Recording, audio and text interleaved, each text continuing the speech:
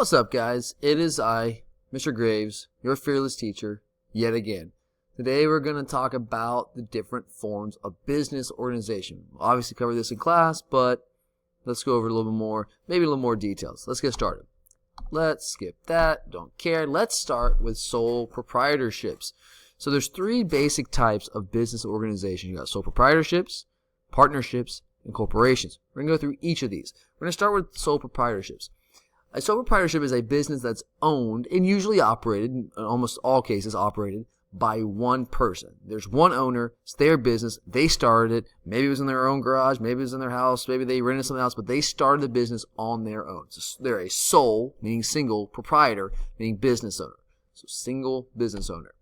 This is the simplest form of business ownership, and it's also the most popular form of business organization. 72% of all businesses in the United States are sole proprietorships owned by one person. That is a big number there. You see these in some common areas: retailing, retail stores, Banana Republic, Old Navy, Gap, Dick's Sporting Goods, Best Buy, those kind of places. You also see in the service industry, house cleaning lady, maids, masseuses, landscapers, things of that nature, contractors. Agriculture, most farmers are sole proprietors as well, with a few exceptions. There are some advantages to being a sole proprietor. That's why there's 72% of all businesses are sole proprietorships. It's very easy to start a business, to become a sole proprietor. There's very little legal documentation. You basically just get a business license, costs like $50 on the internet, and then you got a business.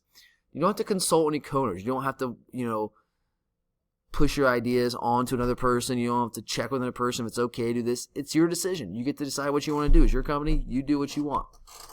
It's very inexpensive to start. Like I said, to get a business license is like $50. And a lot of times it's a sole proprietorship. You work on your own. You might have one or two employees, maybe a few more than that. But you can sometimes work from home, work out of your garage. There's not as many costs associated with it. You also have a little bit of pride in the fact that you started this business. It's yours. You own it. And you get, as the owner, this is a major advantage. You get to retain all the profits. The money that you make as a sole proprietor is your money. It's your business. You get to keep the money. Now, if you hire a couple of employees, you pay your employees. That's a choice you make. But after you pay your employees, you pay your costs, all that profit is yours. You don't share that with anybody else. Flexibility. It's your company. If you want to work on Tuesdays, you work on Tuesdays. If you don't want to work on Wednesdays, you don't work on Wednesdays. You get to set your own schedule. You are your own boss. You have a lot of flexibility there. So that's a major advantage as well.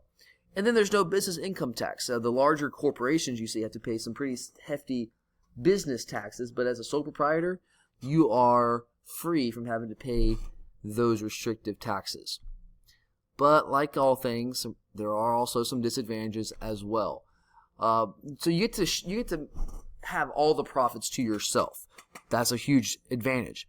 But with that high reward also comes with a high risk. You have unlimited liability. So if you start your business and it fails quickly, like most of them do, you have unlimited liability. So if you had to take out a bunch of loans to start your company up, if you put all your money into it, well, you're responsible for paying back those loans. You're responsible for losing all your money and trying to make it all up again.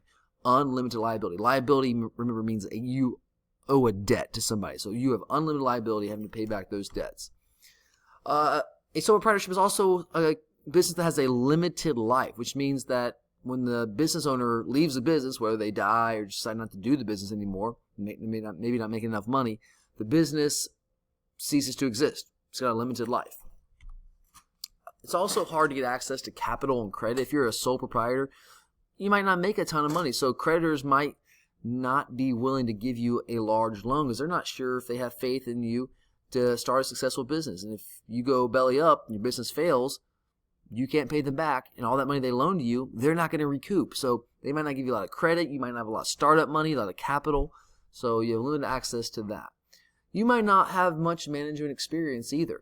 If you're a sole proprietor, if you start your own business, you might get that through experience and time, but without starting one business before, you don't have much expertise. It might also be difficult to hire employees because think about it. Employees want to be able to make money, sure, but they also want stability. They don't want to take a job somewhere where they might not have a job next week or next month, where they never know if the company might go under. Because if they go under, you don't have a job. So that's a consideration for employees. They might go with a more well-known corporation because Well, they at least know they'll have a job. I'd use an example in class. One of my favorite restaurants in Athens, actually my favorite restaurant in Athens was Nona. I also like 5-Star Day. Both those restaurants on Broad Street went out of business. They're gone. What happened to all their employees? Well, they got fired. They didn't want to get fired, but there was no place for them to work. They lost their jobs. But if you work at a place like Red Lobster or Outback or Chili's or Applebee's or any of those chain type restaurants, those restaurants aren't going to go out of business. So if you get a job there, you don't have to worry about that. So sometimes it's hard for a sole proprietor to hire employees. And the sole proprietor themselves is not considered an employee. Let's get to the next type of business organization. That would be a partnership. Obviously, a partnership, if you have a partner, it's 2 or more people. It's not a sole proprietor anymore. You get 2 or more people.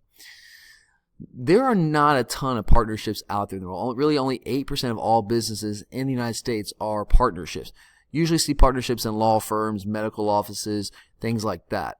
And partnerships are governed by a partnership agreement, which kind of sets out specifically what the rights and obligations are of each partner in the grouping. There are advantages to having a partnership. You have more access to capital and credit than you would as a sole proprietor. Because think about it. If you have 2 partners, so say you have 2 people, a partnership that are deciding they want to open their own business together. Well, if they open the business together, there's 2 of them now. So a bank is more likely to give them a loan than they are to a sole proprietor. Because if one person can't pay back the loans, well, you have another person to try to get that money from, which gives the banks a better chance to make their money back. And you have 2 people bringing their life savings into the equation to start the company up as opposed to 1. So you have more capital, more access to credit. You do get to retain your profits.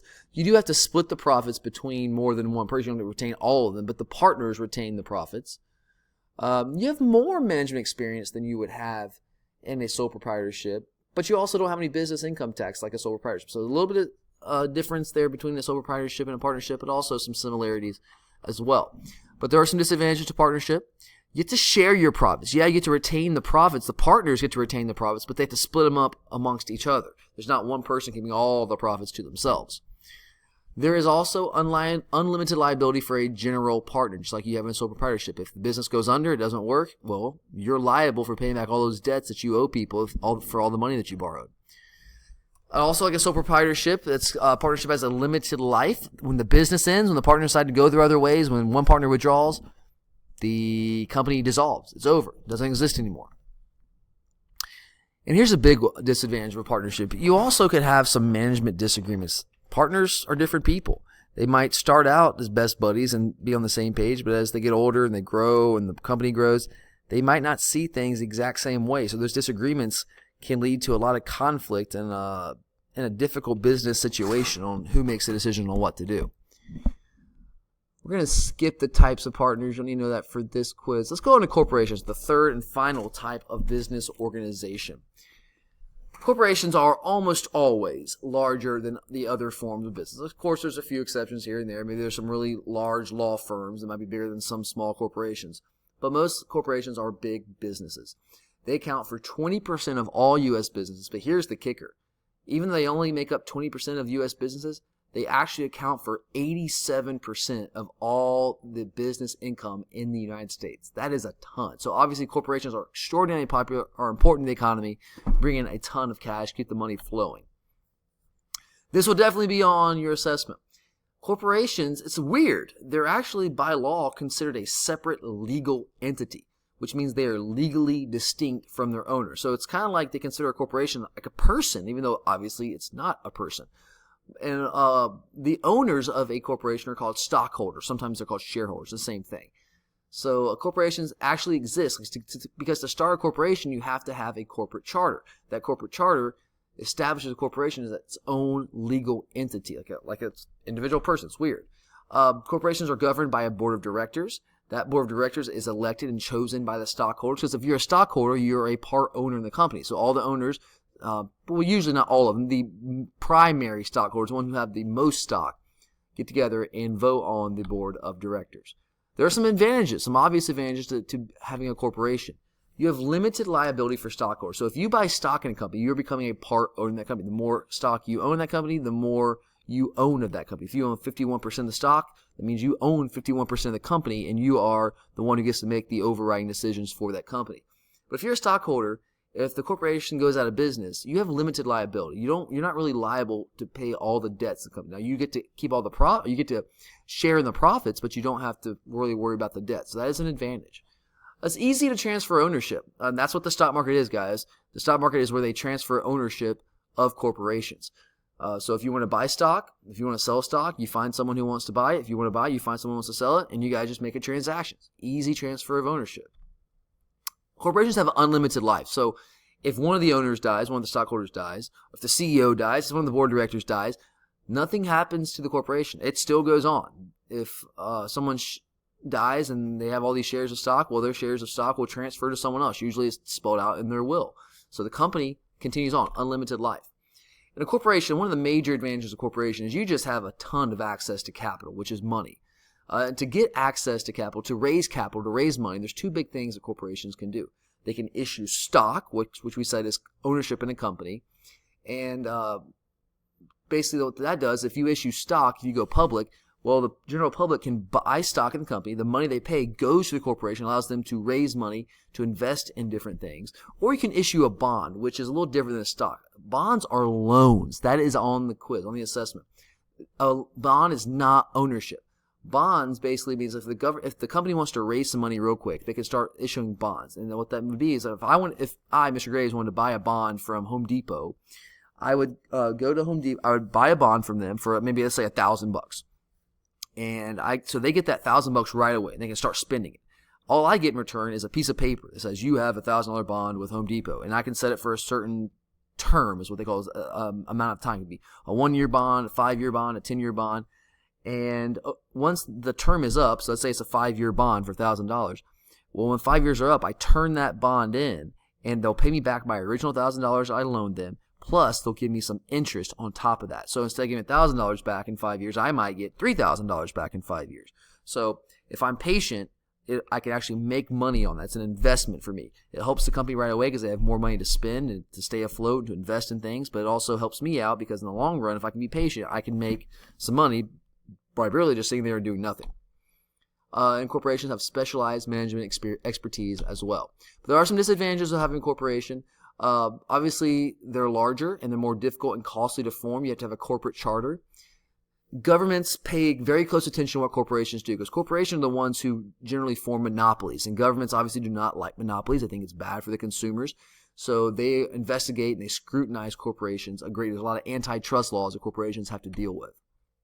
They also get taxed 2 times, double taxation. They have to pay a corporate tax just for being a corporation. They have to pay a dividend tax. Remember, dividends are the payments that corporations make to their stockholders. So if you own stock in Coca-Cola, at the end of the fiscal year, they'll look at their revenue and they'll say, okay, we're going to pay each of our stockholders a certain amount of money based on how much stock they have. That money that you're paid by the corporation is the dividend. But the companies also have to pay dividend taxes as well, taxes on each dividend they pay to their stockholders. Corporate charter is legal permission to operate as a corporation. They're issued by state. So for a corporation to operate within the bounds of a state, they have to get a corporate charter from that state. Okay, let's look at real quickly 2 types of stock. You have common stock, which is your typical basic type of stock.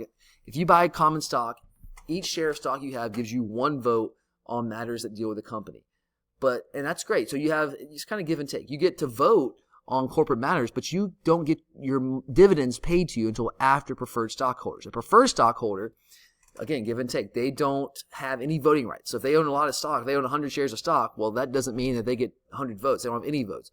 But they get their dividend claims paid first, which is usually a set amount of money, which is different than common stock. Common stock, depending on how much money the company made in a given year, if they make a lot of money one year, let's say they make $100 million one year, you get paid a certain amount of money. But if their revenue goes down to $50 million next year, you get paid less money as a dividend. And as I said, a dividend is a distribution of profits. So when the company looks at how much money they earn throughout that year, they distribute that money out to their stockholders. All right, let's skip that. Don't need to know that for this one. Don't need to know that. We're good. We're going to stop right there, guys. That should help you for your quiz.